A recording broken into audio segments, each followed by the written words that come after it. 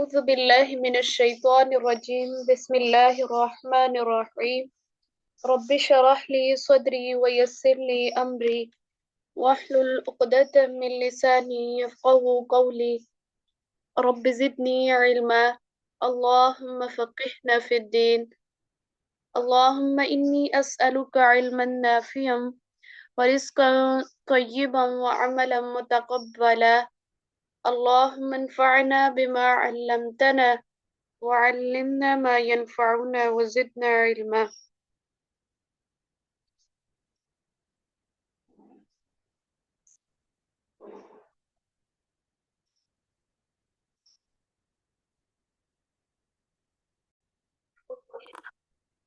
आज का हमारा लेसन है आयत नंबर 40 से 48 तक।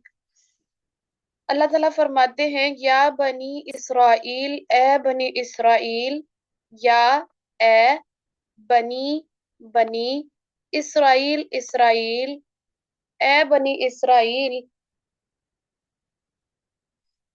उस करो याद करो। जिक्र जिक्र जब करते हैं हम तो अल्लाह को याद करते हैं ना, तो उस करो मैंने आपको बताया था कि जब ये जो हमजा अलिफ लगा होता है ना, खाली होता है, इसके ऊपर कोई हरकत नहीं लगी होती। तो जब कल आप लेसन सुना रहे थे तो मैंने ये बात बताई थी कि जब एक हम अलिफ जो है वो बिल्कुल खाली है और उसके हम जो है वो क्या करेंगे, इसके तीसरे लेटर को देखेंगे। इस कलमे के तीसरा लेटर कौन सा है? काफ। काफ जो है इसका तीसरा लेटर है और तीसरे लेटर पे क्या है? पेश है। और जो जो तीसरे लेटर पर हरकत होगी वही हमने हमजा पे लगानी है। तो इसलिए हम यहाँ पे क्या करेंगे? उज़कुरू, उज़कुरू याद करो, निअमती, निअमतिया मेरी नेमत को, किताबी मेरी किताब, कलमी मेरा कलम। तो ये जो छोटी ये है ये किसको जाहिर करती है? मलकियत को। पोसेसिव नाउन होता है। नेमत, नेमत तो ये हो गया नेमत। मेरी किसका तर्जुमा है? ये जो या है ना, इसका तर्जुमा है मेरी। नेमती मेरी नेमत को, अल्लती वो जो, अनअमता इनाम की मैंने। ठीक है, ये जो हमजा शुरू में आ गया इसका मतलब क्या है? मैंने। ठीक है, इनाम की मैंने, अलैकुम तुम पर, अला पर, कुम तुम, वाउफू और पूरा करो, बिअहदी मेरे अहद को, बिअहदी। ठीक है, ये जो या है ये क्या है? मेरे अहद को। ऊफी मैं पूरा करूंगा, बिअहदिकुम तुम्हारे अहद को। कुम का जो है जमीर क्या है? कुम। बिअहदिकुम तुम्हारे अहद को, व या और सिर्फ मुझसे। जिस तरह हमने वो पढ़ा था ना सूरतुल फातिहा में, व इय्याका और सिर्फ तुझसे। और यहाँ पर है व या सिर्फ मुझसे। फरहबून बस डरो मुझसे। रहब ये जो है अरबी जुबान का लफ्ज है और इसका है कि डरो मुझसे। ये जो अब यहाँ पर मुझ से किसका मतलब है? यानी यहाँ पर तो आपको पता चल रहा है कि या जो है ये इसका मतलब है मुझ से डरो, सिर्फ मुझसे। तो यहाँ पर किसका तर्जुमा है? मुझ। इसमें जो है वो जो नून के नीचे ये जो जेर लगी है ना, ये भी पोसेसिव नाउन को जाहिर कर रही है, यानी मुझसे डरो। ठीक है, तो अल्लाह ताला फरमाने या बनी इसराइल, ए बनी इसराइल तुम मेरी नेमत को याद करो। अल्लाह ते उस नेमत को जो मैंने तुम पर इनाम की थी और मैंने तुम पर नेमत की थी। और पूरा करो मेरे अहद को और मैं भी पूरा करूंगा तुम्हारे अहद को। व या फरहबून और फिर मुझसे डरते भी तुमने रहना है। यहाँ पर बनी इसराइल से खिताब जो है वो उसका आगाज हो रहा है। यहाँ से अल्लाह ताला खिताब का जो रुख है वो अवामुन नास की बजाय किसकी तरफ लेकर जा रहे हैं? बनी इसराइल की तरफ। तो ये जो है वो 14वें रुकू तक बनी इसराइल का वाकया जो है वो आप पढ़ेंगे। इस पारा की 14वें रुकू तक ये बनी इसराइल का ही वाकया चलेगा। और यहूद जो थे वो मदीना में बहुत कसरत के साथ आबाद थे। ठीक है, और चूंकि सैयदना इसहाक से लेकर इनमें तकरीबन जो है वो इसहाक अलैहिस्सलाम से लेकर इनमें तकरीबन 4000 नबी आ चुके थे बनी इसराइल में। ठीक है। सैयदना इसहाक से लेकर अ, तकरीबन 4,000 अंबिया जो है वो बनी इसराइल में आ चुके थे। और इसलिए तमाम अरब पर जो है वो इनके इल्म, बनी इसराइल के जो इल्म की और इसके फजीलत की दहाक जो है वो बैठी हुई थी। इन पर अल्लाह ताला ने बेशुमार इनामात किए। और जो है वो अल्लाह ताला ने अंबिया की कसरत की, अंबिया भेजे, और जो है वो इन पर बहुत ज्यादा इनामात किए, क्योंकि अंबिया आए तो फिर अल्लाह ताला ने और भी नेमतों का ना ज़ुहूर किया। तो जहां पर अंबिया हो वहां पर तो फिर मौजज़ात हुआ करते हैं।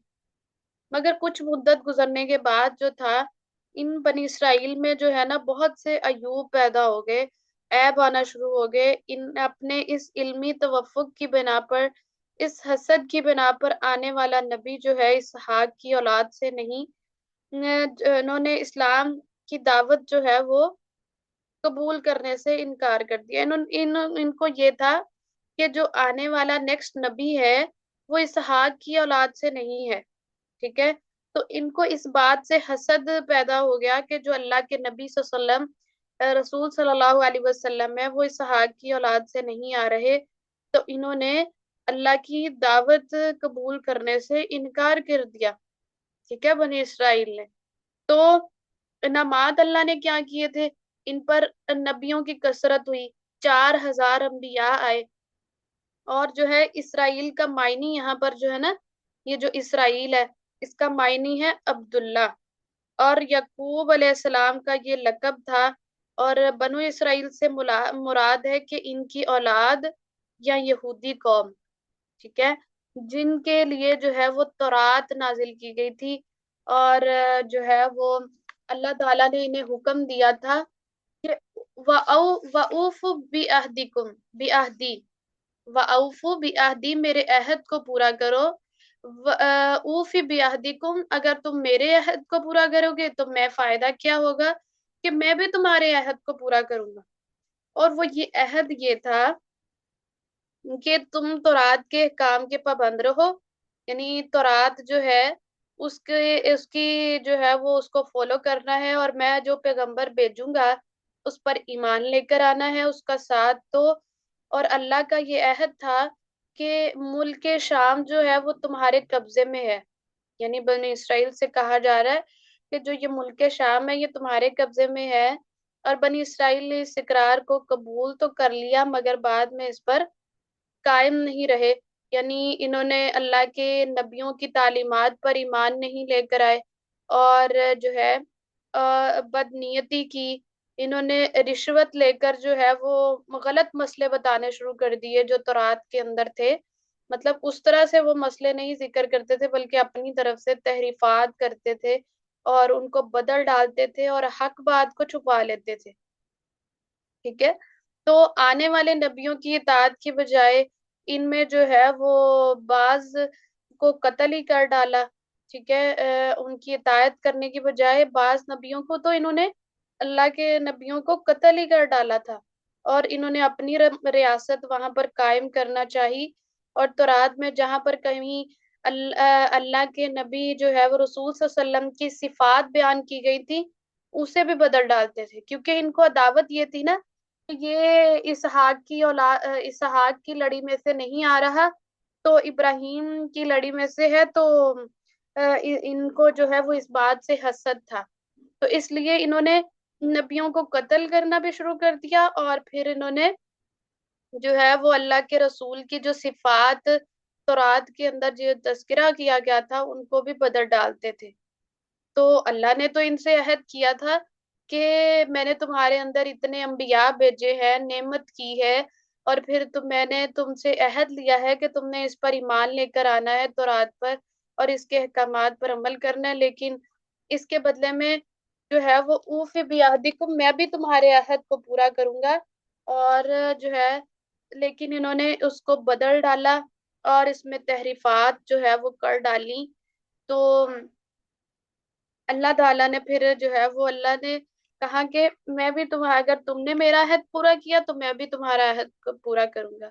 व इय्या, और दूसरा हुक्म इनको क्या दिया गया था, एक तो इनको हुक्म दिया कि अहद पूरा करना है, व इय्या या फरहबून, اور مجھ سے ڈرتے بھی رہنا ہے، ٹھیک ہے؟ تو اللہ تعالیٰ نے ان کو کہا کہ تم نے مجھ سے ڈرتے رہنا ہے، مجھے سے ہی ڈرتے رہنا ہے، اور میرا ہی ڈر تمہارے اندر ہونا چاہیے۔ تو یہاں پر اب جو ہے وہ یہ صرف احکامات جو ہے وہ بنی اسرائیل کے لیے نہیں تھے، ٹھیک ہے؟ ہم سمجھتے ہیں کہ جہاں پر کہیں منافقین کی بات ہو رہی ہے تو یہ حکم منافقین کے لیے تھا، کفار کی بات ہو رہی ہے تو یہ کفار کے لیے تھا، بنی اسرائیل کی بات ہو رہی ہے تو بنی اسرائیل کے لیے تھا، میرے لیے تو کوئی اس میں حکم نہیں ہے کیونکہ یہاں پہ تو بات ہی بنی اسرائیل کی ہے۔ تو قرآن کی ہر آیت میرے لیے اتری ہے، اور اس میں میرے لیے عمل کی بات ہے کہ میں نے اس کی ہر آیت پر عمل کرنا ہے، اور خواہ وہ اس میں خطاب بنی اسرائیل سے کیا جا رہا ہو۔ تو اللہ تعالیٰ نے بھی ہم سے کچھ عہد کیے ہیں، اللہ تعالیٰ نے بھی ہم پر بہت ساری نعمتیں کی ہیں، اور پھر اللہ تعالیٰ کہتے ہیں کہ تم نے میرے عہد کو پورا کرنا ہے، یعنی احکامات کی پابندی کرنی ہے، اور مجھ سے ہر وقت تم نے ڈرتے رہنا ہے۔ اور یہ اللہ کا ڈر ہی ہے جو انسان کو اللہ کے عہد پر قائم رکھتا ہے، اللہ کے احکامات پر جو ہے وہ عمل کرنے کی توفیق دیتا ہے۔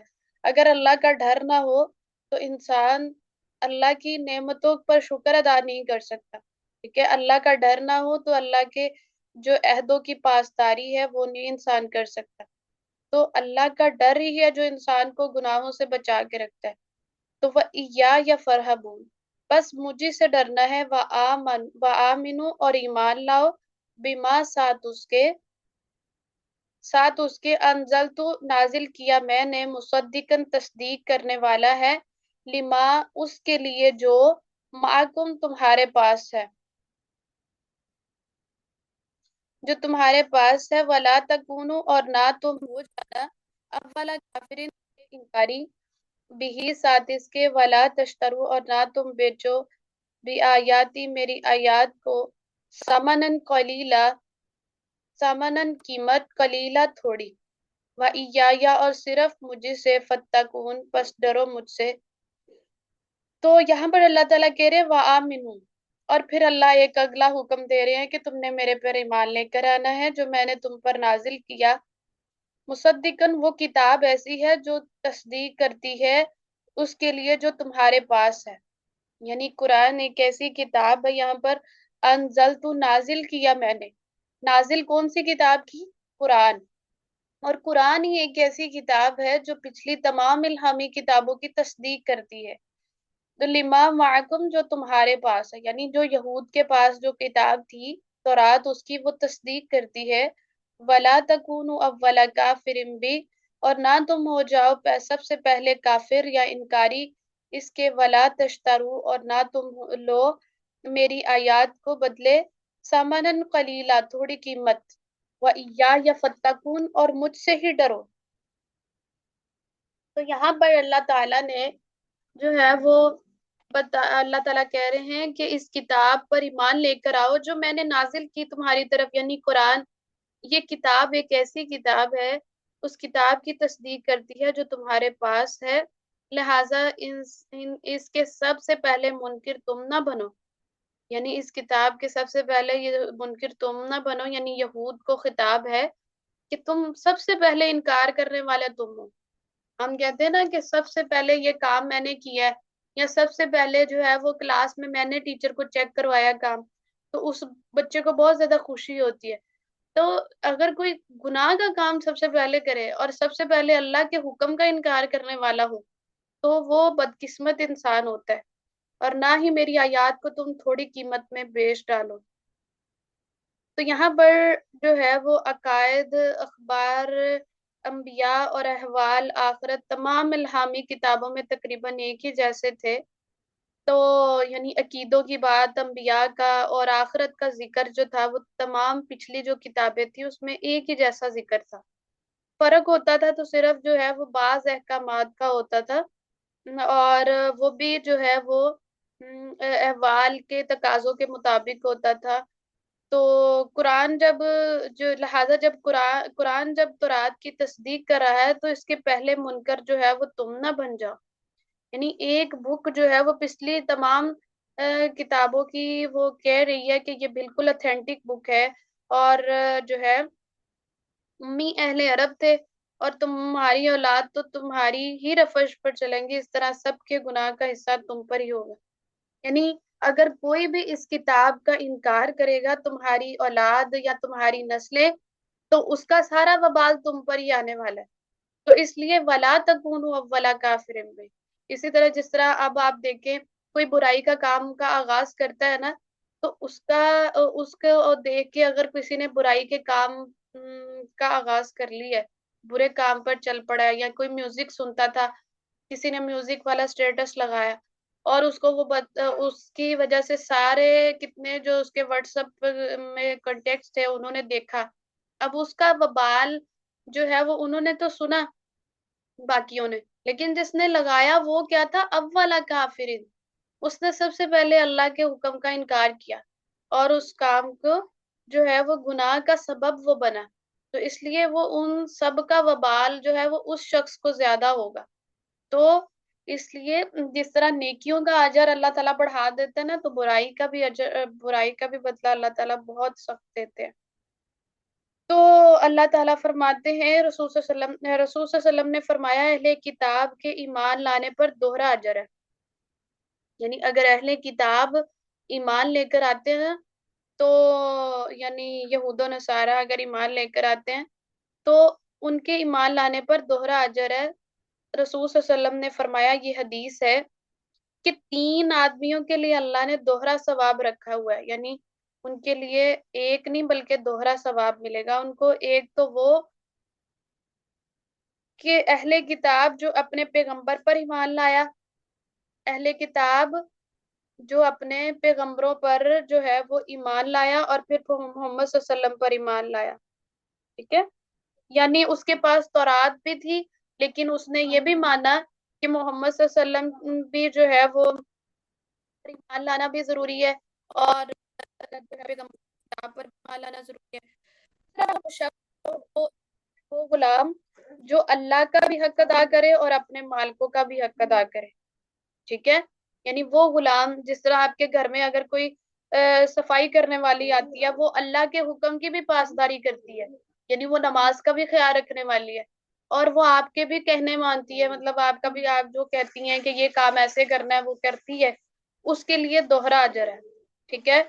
تیسرے اس شخص کے لیے جو ہے وہ شخص جس کے پاس ایک لونڈی ہو جس سے وہ محبت کرتا ہو، یعنی ایک ایسی لونڈی، یعنی جو نوکر چاکر ہوتے ہیں، یا پہلے دور میں غلاموں کا رواج ہوا کرتا تھا، تو لونڈی جو ہے وہ جس کے پاس، جس سے وہ محبت کرتا ہو، اس سے اچھی طرح سے ادب بھی سکھائے، اور پھر اس کو آزاد کر کے اس سے نکاح کر لے، تو اس کے لیے دوہرا اجر ہے، کیونکہ اس کے پاس تو کچھ ہے ہی نہیں ہے نا، تو اس کے پاس کچھ ہے ہی نہیں۔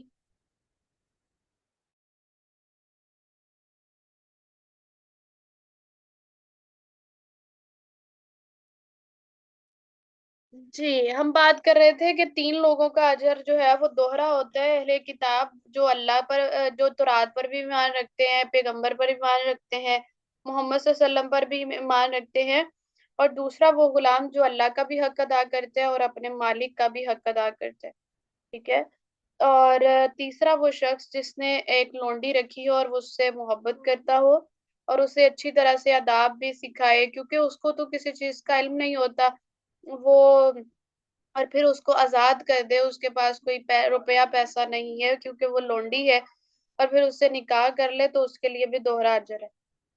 تو عمر جو شعبی نے صالحہ سے کہا کہ ہم نے یہ حدیث تمہیں مفت میں بتا دی ہے، جبکہ لوگ اس سے کم درجہ کی حدیث کے لیے مدینہ میں جایا کرتے تھے۔ تو اس سے پتہ چلتا ہے کہ آمنو، ایمان لے کر آؤ، اہل کتاب اگر ہم اللہ کی کتابوں پر ایمان رکھتے ہیں جو اللہ نے نازل کیا ہے، تو اس کے لیے دوہرا اجر ہے، تو یہ کتاب پچھلی کتابوں کی بھی تصدیق کرتی ہے۔ تو اللہ تعالیٰ کہہ رہے ہیں کہ وَلَا تَكُونُوا أَوَّلَ كَافِرٍ بِهِ، تم اس کتاب کا انکار کرنے کے پہلے انکاری نہ بن جانا، وَلَا تَشْتَرُوا بِآيَاتِ ثَمَنًا قَلِيلًا، اور میری آیات کو تھوڑی قیمت میں آگے نہ بیچو۔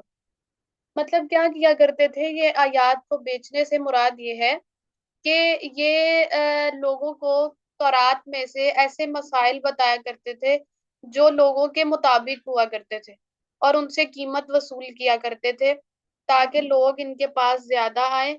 और जो है इन्होंने अल्लाह की आयत को बेचना शुरू कर दिया था थोड़ी कीमत पर। ठीक है, जैसा कि कोई आपको कोई फतवा दे और कहे कि इतने पैसे दें और मैं आपको ये फतवा देता हूँ, कुरान का हुक्म ऐसा है, तो जो है वो और वो कुरान के मुताबिक वो फैसला भी ना हो, अपनी मर्जी से उसमें फैसला लिख दे, और वो अल्लाह की शरीयत में ना हो। वला तश्तरू, ना तुम बेचो, बी आयाती, मेरी आयात को, सामानन कलीला, थोड़ी कीमत में, व या फत्तकून, और मुझे से डरते रहो। जब तक इंसान के अंदर अल्लाह का तकवा, अल्लाह का डर नहीं होगा, तो इंसान अल्लाह की आयत में गलत फैसले करने से बाज नहीं आ सकता। ठीक है, तो अल्लाह ताला फरमा रहे हैं या फत्तकून, सिर्फ मुझे से डर जाओ। वला तलबिसुल हक़, और ना तुम मिलाओ हक को बातिली बातिल के साथ। वतक्तुमु, और ना तुम छुपाओ हक को, व अंतुम तालमून, और हालांकि तुम इल्म भी रखते हो। अब यहाँ पर अल्लाह ताला कह रहे हैं कि ना तुम हक को बातिल के साथ मिलाओ और ना तुम छुपाओ हक को, और हालांकि तुम्हें इस बात का इल्म भी है।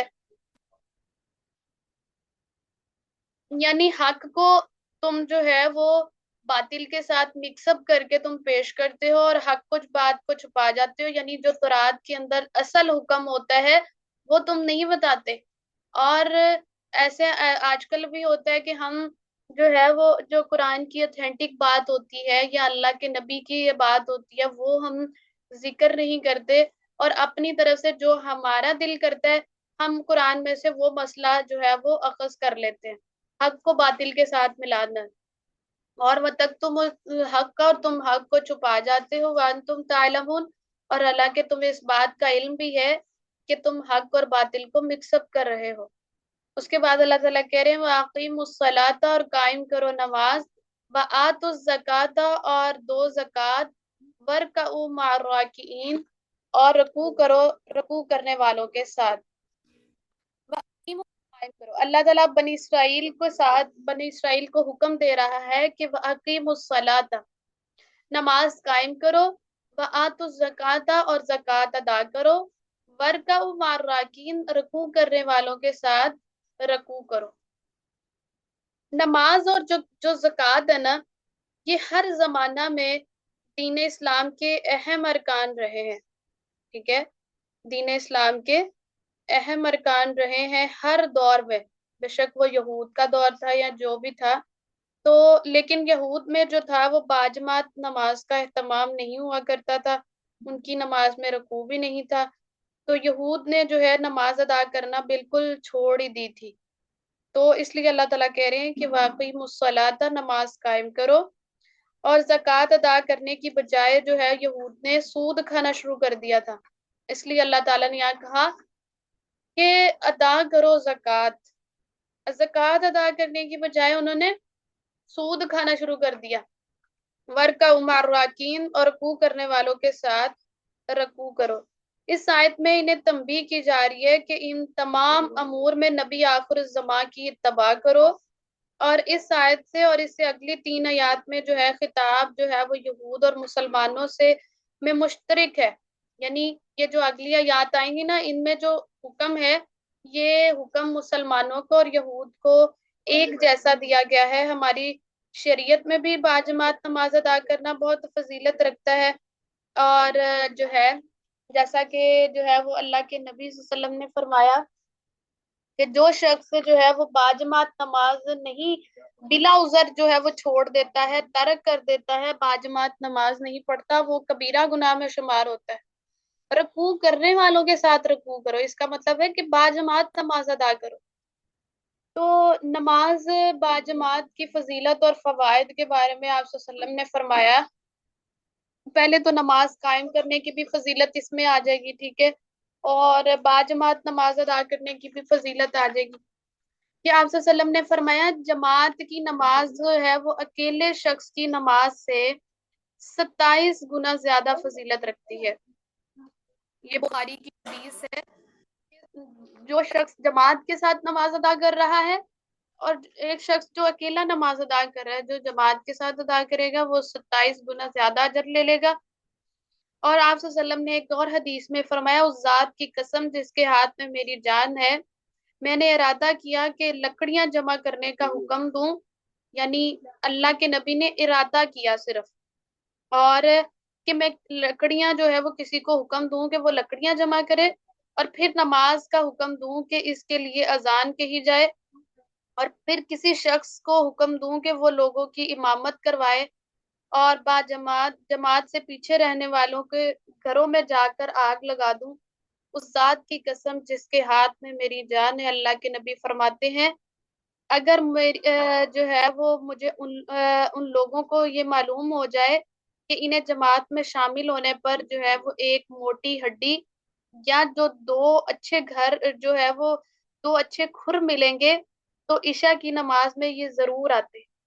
यानी जो है वो मतलब जो है वो ये नमाज जो है वो अल्लाह के नबी कहते हैं कि जो बाजमात नमाज के लिए नहीं आता, मेरा जो है वो दिल करता है कि मैं इनके घरों में जाकर आग लगा दूं।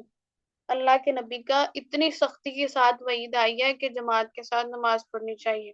और नमाज की फजीलत के बारे में आता है, इसकी अहमियत के बारे में, कि रसूल सल्लल्लाहु अलैहि वसल्लम ने फरमाया, भला देखो कि अगर तुम में से किसी के दरवाजे पर जो है नहर बहती हो, और उसमें से वो 5 दफा जो है वो नहाए, क्या उसके बदन पर मैल कुचैल बाकी रहेगी? तो सहाबा ने कहा कि नहीं, कुछ भी मैल कुचैल बाकी नहीं रहेगी। आप सल्लल्लाहु अलैहि वसल्लम ने फरमाया, बस यही 5 नमाजों की मिसाल है कि अल्लाह ताला इन नमाजों की वजह से गुनाह भी माफ कर देता है। कि जिस तरह से जो है वो इंसान के अज़ा साफ हो जाते हैं, इस तरह से इंसान मैल कुचैल से भी साफ हो जाता है। सैयदना अबू हुरैरा रजी अल्लाह तआला अन्हु फरमाते हैं कि रसूल सल्लल्लाहु अलैहि वसल्लम ने फरमाया, हर नमाज अपनी से पिछली नमाज तक के, और जुमा अपने से पिछले जुमा पहले जुमा तक के, और रमजान अपने से पहले रमजान तक के गुनाहों का कफारा होता है। यानी अगर एक इंसान ने जो है वो अब मगरिब की नमाज पढ़ी है, तो जो है वो ये असर से मगरिब तक जो भी गुनाह किए उसका वो कफारा हो गया। अगर ईशा की नमाज पढ़ी है, तो मगरिब से ईशा तक जो गुनाह किए उसका वो कफारा हो जाता है। तो कबीरा गुनाहों से अल्लाह के नबी ने कहा कि वो परहेज करना चाहिए, वो कबीरा गुनाह फिर माफ नहीं होते जो बड़े होते हैं। और नमाज की फजीलत के बारे में आता है कि जो है वो एक दिन रसूल सल्लल्लाहु अलैहि वसल्लम ने नमाज का जिक्र करते हुए फरमाया, जिसने नमाज की हिफाजत की। हिफाजत से क्या मुराद है? नमाज को वक्त पर पढ़ा, नमाज को जाया नहीं किया कि अच्छा मैं अभी पढ़ लेती हूँ, अभी पढ़ लेती हूँ। तो नमाज की हिफाजत की, उसके लिए नमाज क्यामत के दिन नूर, बुरहान और नजात का जरिया होगी। ठीक है। तो 9:15 हो चुके हैं, मुझे पता ही अच्छा हमारे क्लास का टाइम तो 9:30 बजे तक है। हम अभी 15 मिनट पढ़े, मैंने कहा शायद टाइम ओवर हो गया। तो नबी सल्लल्लाहु अलैहि वसल्लम ने फरमाया, जिसने नमाज की हिफाजत की, नमाज उसके लिए क्यामत के दिन क्या होगी? एक लाइट की शक्ल में आएगी, नूर होगा, बुरहान होगी, और नजात का बाइस होगी वो नमाज उसके लिए। उसको नमाज जो है वो उसको दोजख की आग से बचाएगी। जिसने नमाज की हिफाजत ना की, उसके लिए उस दिन ना कोई नूर होगा, ना बुरहान, ना नजात। क्यामत के दिन वो कारून, फिरौन, हामान और उबई बिन खल्फ के साथ होगा। ठीक है। क्यामत के दिन वो किनके साथ होगा? कारून, फिरौन, हामान, उबई बिन खल्फ के साथ होगा। और इसकी एक और फजीलत है कि सैयदना अनस बिन मालिक कहते हैं कि एक शख्स रसूल सल्लल्लाहु अलैहि वसल्लम के पास आया और कहने लगा कि एक शख्स रसूल सल्लल्लाहु अलैहि वसल्लम के पास आया और कहने लगा कि मैंने हद का एक गुनाह किया है, मुझे हद लगा दीजिए, यानी गुनाह करके आया हूँ, मुझे सजा दीजिए। तो आप सल्लल्लाहु अलैहि वसल्लम ने कुछ जो है वो नहीं पूछा। इतने में नमाज का वक्त आ गया। ٹھیک ہے، آپ صلی اللہ علیہ وسلم نے اس سے کوئی ڈیٹیل نہیں پوچھی، نماز کا وقت آ گیا، اذان ہو گئی تو اس نے آپ صلی اللہ علیہ وسلم کے ساتھ نماز پڑھی، ٹھیک ہے، تو وہ شخص پھر کھڑا ہوا، نماز پڑھ لی اس نے بھی اور آپ صلی اللہ علیہ وسلم نے بھی پڑھ لی، تو پھر وہ کھڑا ہوا اور کہنے لگا آپ صلی اللہ علیہ وسلم مجھے جو ہے وہ میں نے ایک حدی جو ہے وہ گناہ کیا ہے، آپ صلی اللہ علیہ وسلم جو ہے کتاب اللہ کے مطابق مجھے سزا دے دیجیے اس کی۔ تو آپ صلی اللہ علیہ وسلم نے فرمایا کیا تو نے ہمارے ساتھ نماز نہیں پڑھی؟ تو وہ کہنے لگا ہاں پڑھی ہے۔ تو آپ صلی اللہ علیہ وسلم نے فرمایا بس اللہ نے تیرا گناہ اور تیری سزا کو معاف کر دیا، یعنی جس شخص نے جو ہے وہ نماز پڑھی ہے اور اگر وہ گناہ ہو جاتے کہ انسان سے کوئی، تو وہ اللہ تعالیٰ اللہ کے نبی نے فرمایا کہ وہ اس کے گناہوں کا کفارہ ہو جاتا ہے، یہ بخاری کی روایت ہے۔ تو اس سے پتہ چلتا ہے کہ نماز کی کتنی فضیلت اور اہمیت ہے، اور ہمارے گناہ جو ہے وہ دھل جاتے ہیں، اور جو ہے اگر ایک انسان ہاتھ دھوتا ہے تو اس کے ہاتھوں کے گناہ دھو دیے جاتے ہیں، منہ سے کچھ گناہ کرتا ہے تو منہ سے ہم کسی کے جھوٹ بولا ہے، غیبت کی ہے، چغلی کی، وہ گناہ دھو دیے جاتے ہیں، آنکھوں سے کچھ جو ہے وہ دیکھا ہے اس کے وہ گناہ دھو دیے جاتے ہیں۔ تو اس طرح سے جو ہے نماز کی بہت فضیلت اور اہمیت ہے۔ اس کے بعد اللہ تعالیٰ فرما رہے ہیں اتأمرون الناس بالبر، کیا تم حکم دیتے ہو لوگوں کو بالبر نیکی کا، وتنسونا اور تم بھول جاتے ہو انفسکم اپنے نفسوں کو، وانتم تتلون الکتاب اور تم تلاوت کتاب کی، افلا تاکلون کیا پھر تم عقل نہیں رکھتے؟ اب یہاں پر اللہ تعالیٰ کہہ رہے ہیں کیا خود یعنی لوگوں کو تو تم حکم دیتے ہو کہ تم نماز بھی قائم کرو، زکوٰۃ بھی دو اور تم باجماعت نماز بھی پڑھو، لیکن تم خود کیوں نہیں عمل کرتے؟ تم خود ہم بھول جاتے ہو، اوان تم تتلون الکتاب، حالانکہ تم کتاب یعنی اللہ کا قرآن، اللہ کی کتاب پڑھتے بھی ہو، افلا تعقلون کیا تم عقل نہیں رکھتے؟ یہاں پر اللہ تعالی کہہ رہے ہیں بعض یہودی جو علماء تھے نا، وہ اپنے عزیزوں کو جو مسلمان ہو گئے تھے ان کو کہتے تھے کہ اسی دین نے اسلام پر قائم رہو کیونکہ جو دین پر حق ہے، اور بعض جو ہے وہ دنیاوی مفادات کی بنا پر خود مسلمان نہیں ہوتے تھے، ٹھیک ہے، ان کو دنیا کا مال نظر آتا تھا، وہ دین پر آ کر ان کی دنیا چلے جاتی تھی، دنیا کو ان کو نقصان محسوس ہوتا تھا کہ نماز کی طرف جائیں گے تو مال دیں گے اللہ کے راستے میں تو ہمارا دنیا خراب ہو جائے گی، ہمارے پاس ہم فقیر ہو جائیں گے، تو تب اللہ تعالیٰ نے یہ آیت نازل کی، جس طرح کہ وہ اس دن کہہ رہی تھی نا مبین صاحبہ کہ یہ آیت کب اتری تو اس کا شان نزول، تو یہ اس کا شان نزول ہے کہ یہودی علماء جو تھے وہ اپنے عزیزوں کو جب جو مسلمان ہو گئے تھے ان کو کہتے تھے کہ اسی دین پر قائم رہو، اور کیونکہ یہ دین برحق ہے، مگر بعض دنیاوی مفادات کی بنا پر جو ہے وہ خود وہ مسلمان ہی نہیں ہوتے تھے، دوسروں کو کہتے تھے کہ مسلمان ہو جاؤ، یہ دین ہے اس پر عمل کرنا چاہیے، یہ اللہ کا حکم ہے، لیکن خود نہیں عمل کرتے تھے، تو تب اللہ تعالیٰ نے یہ آیت نازل کی، اور یہ حکم سب کے لیے عام ہے، اب یہ قرآن میرے لیے بھی ہے آپ کے لیے بھی ہے کہ اگر مجھے قرآن کا کوئی حکم پتہ چل گیا ہے، کسی بات کا اللہ تعالیٰ نے مجھے حکم دے دیا ہے نیکی کا، تو میں نے خود نہیں بھول جانا، لوگوں کو بھی اس کی تبلیغ کرنی ہے اور خود بھی اپنے آپ کو امپروو کرنا ہے، کیونکہ میں تلاوت قرآن کی میں تلاوت کرتی ہوں، اب افلا تعقلون کیا تم پھر عقل نہیں رکھتے؟ تم سمجھ نہیں رکھتے کہ تم خود کیوں نہیں عمل کرتے؟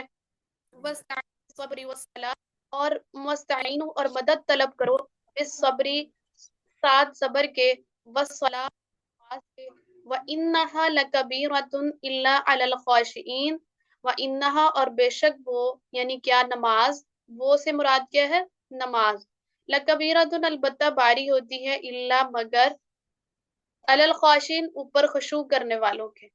اب یہاں پر اللہ تعالیٰ کہہ رہے ہیں کہ مصیبت اور پریشانی کی حالت میں صبر اور نماز کو اپنا شعار بنا لو، یعنی جب ایک انسان اللہ کے حکم پر عمل کرتا ہے تو اس کو پریشانیاں بھی آتی ہیں، اس کو وہ احکامات مشکل بھی لگتے ہیں، تو اس کو نماز پڑھنا بھی مشکل لگتا ہے، وقت کی پابندی کے ساتھ پڑھنا مشکل لگتا ہے۔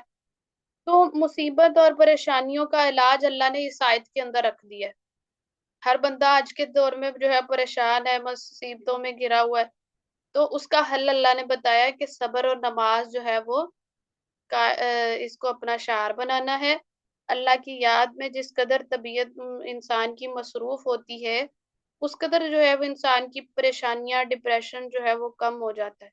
بعض لوگ یہاں سے جو ہے وہ صبر سے مراد جو ہے وہ روزہ بھی مراد دی ہے، اور رسول صلی اللہ علیہ وسلم کی عادت مبارکہ تھی کہ جب بھی کوئی پریشانی لاحق ہوتی تو خود بھی نماز میں مشغول ہوتے اور اپنے اہل خانہ کو بھی دعوت دیتے کہ وہ نماز پڑھے، یعنی 2 نفل پڑھ کے اللہ سے دعا کرتے، اور اس مشکل سے نکلنے کا حل اللہ نے یہ رکھ دیا کہ مدد چاہیے آپ کو اللہ کی تو پھر صبر اور نماز سے مل سکتی ہے۔ ہم مدد چاہیے ہو نا ہمیں، تو ہم جو ہے وہ غیر ضروری طریقے اختیار کرتے ہیں، کبھی کسی کو بتائیں گے، کبھی کسی کو، لیکن اللہ سے شیئر نہیں کرتے۔ سب سے پہلے تو صبر کرنا ہے، اور پھر اس کے بعد نماز پڑھ کے 2 نفل پڑھ کے اللہ سے دعا کرنی ہے۔ اللہ کہتے ہیں یہ نماز پڑھنا بہت بھاری ہوتا ہے، مگر جو خشوع کرنے والے ہیں، اللہ سے ڈرنے والے ہیں، ان پر یہ نماز بھاری نہیں ہوگی۔ ہم میں سے بہت سے لوگ ایسے ہیں جن کو نماز بہت بھاری لگتی ہے۔ انہا لکبیرۃ، وہ نماز بہت بھاری ہوتی ہے، مگر جو اللہ سے ڈرنے والا ہے نا اس پر نہیں وہ بھاری ہوتی۔ اور یہاں پر صبر کا مفہوم آپ کو بتاتی چلے جاؤں۔ ہم صبر پتہ کیا کرتے ہیں؟ صبر کسی بھی مطلب مصیبت کے وقت اپنے آپ کو روک کر رکھنا، اور کوئی ایسی ناشکری والے کلمات نہ اپنے زبان سے نکالنا۔ تو لیکن جو ہے وہ اللہ کے نبی صلی اللہ علیہ وسلم کے پاس، اللہ کے نبی صلی اللہ علیہ وسلم جو ہے نا وہ ایک عورت کے پاس سے گزر رہے تھے، اور جو ایک قبر پر بیٹھی رو رہی تھی۔ آپ صلی اللہ علیہ وسلم نے فرمایا کہ اللہ سے ڈرو اور صبر کرو۔ تو وہ کہنے لگی آپ صلی اللہ علیہ وسلم سے، جاؤ اپنا کام کرو، تم میں مجھ جیسی مصیبت پیش آئی نہیں ہے۔ تو وہ عورت جو تھی وہ آپ صلی اللہ علیہ وسلم کو پہچانتی نہیں تھی۔ اسے لوگوں نے بتایا کہ وہ تو نبی صلی اللہ علیہ وسلم تھے جسے تم نے کہہ دیا ایسے کہ جاؤ اپنا کام کرو، اگر ایسی مصیبت تم پر آتی تو پھر تمہیں پتہ لگتا۔ اور تو وہ پھر جو ہے آپ صلی اللہ علیہ وسلم کے دروازے پر حاضر ہوئی، اور وہاں پر کوئی بھی دربان یعنی سیکیورٹی گارڈ نہیں موجود تھا۔ وہ اندر جا کر کہنے لگی میں نے آپ صلی اللہ علیہ وسلم کو پہچانا نہیں تھا، میں صبر کرتی ہوں۔ تو آپ صلی اللہ علیہ وسلم نے فرمایا صبر تو اس وقت کرنا چاہیے جب صدمہ شروع ہو، ٹھیک ہے؟ ان صبر ان الصدمۃ الاولی، کہ صبر تب ہوتا ہے جب انسان کو صدمہ پہنچے، یہ نہیں کہ انسان رو لے دو لے پھر اس کے بعد کہ اچھا میں صبر کرتی ہوں، تو کیونکہ اللہ نے قرآن میں حکم دیا صبر کیا کرو، تو جو ہے وہ اس طرح سے یہ صبر کا مفہوم نہیں ہے۔ تو اللہ کے نبی نے اس عورت کو کہا کہ صبر یہ ہوتا ہے کہ جب تمہیں صدمہ پہنچا تھا اس وقت صبر کیا جائے۔ الذین یظنون، وہ لوگ یظنون جو یقین رکھتے ہیں، انہم بے شک وہ ملاقو ملاقات کرنے والے ہیں، ربہم اپنے رب سے، انہم اور بے شک وہ، اور یعنی اس آیت میں اللہ تعالیٰ فرما رہے ہیں کہ یعنی جو لوگ مرنے کے بعد اپنے پروردگار سے ملنے اور اس کے حضور جواب دہی کا ان کو یقین ہے، ان کے لیے نماز کی ادائیگی کرنا کوئی مشکل کام نہیں ہوتا، ان کے اوپر انہا لکبیرہ تو نہیں ہوتا وہ نماز پڑھنا، ٹھیک ہے؟ اگر کوئی نماز ان کے لیے چھوٹ جائے، تخیر ہو جائے، ان کی طبیعت اگر کبھی خراب ہو جائے، جب تک وہ نماز ادا نہیں کر لیتے ان کی جان کو سکون نہیں ہوتا، ان کو چین نہیں ملتا۔ اور جو لوگ روز آخرت پر پورا یقین نہیں رکھتے ان کے لیے نماز ایک مصیبت ہوتی ہے، اور ایک مفت اور بیکار کی کوئی چیز ان کو محسوس ہوتی ہے کہ یہ بیکار کا کام ہے۔ تو اللہ تعالیٰ کہہ رہے ہیں جن کو ملاقات کے یقین ہو، الذین یظنون انہم ملاقو، جن کو یقین ہوتا ہے کہ ملاقات ہونے والی ہے، آخرت کا دن آنے والا ہے، میں نے اللہ کے سامنے جواب دہ ہونا ہے، پھر وہ نماز کا بہانہ نہیں تراشتے کہ اچھا میں نے اللہ فلاں کام کر رہی تھی۔ تو آپ جو ہے نا وہ ایک دفعہ ایک ٹیچر لیکچر دے رہی تھی، وہ کہہ رہی تھی کہ آپ اللہ کو یہ بہانے جو ہے وہ اللہ آپ کے قبول کر لے گا کہ میں جو ہے وہ بازار گئی تھی تو میں نے نماز چھوڑ دی، میرے پاس وقت نہیں تھا تو میں نے نماز نہیں پڑھی، اچھا میں جو ہے وہ کچن میں فلاں کام کر رہی تھی، میرے مہمان آئے تھے تو میں نے نماز نہیں پڑھی، تو اللہ آپ کے یہ بہانے کیا قبول کر لے گا؟ تو اگر تو قبول کر لے گا تو پھر آپ چھوڑ دیا کریں نماز، اگر آپ جو ہے وہ، تو اس لیے اللہ کی ملاقات کا یقین جن کو ہوتا ہے وہ نمازوں کی پابندی کرتے ہیں۔ اے بنی اسرائیل اذکروا یاد کرو اپنی نعمت کو۔ اب اللہ نے بنی اسرائیل پر کیا نعمت کی تھی؟ اللہ نے 4000 انبیاء بھیجے، نعمت تو یہ کم تھی کہ ایک قوم کے اندر جو ہے وہ نبیوں کی اللہ تعالیٰ لائن لگا رہا ہے، اللہ تھی وہ جو انعمت انعام کی میں نے تم پر، وانی فضلتکم، اور میں نے فضیلت دی تمہیں علی العالمین، تمام جہانوں پر۔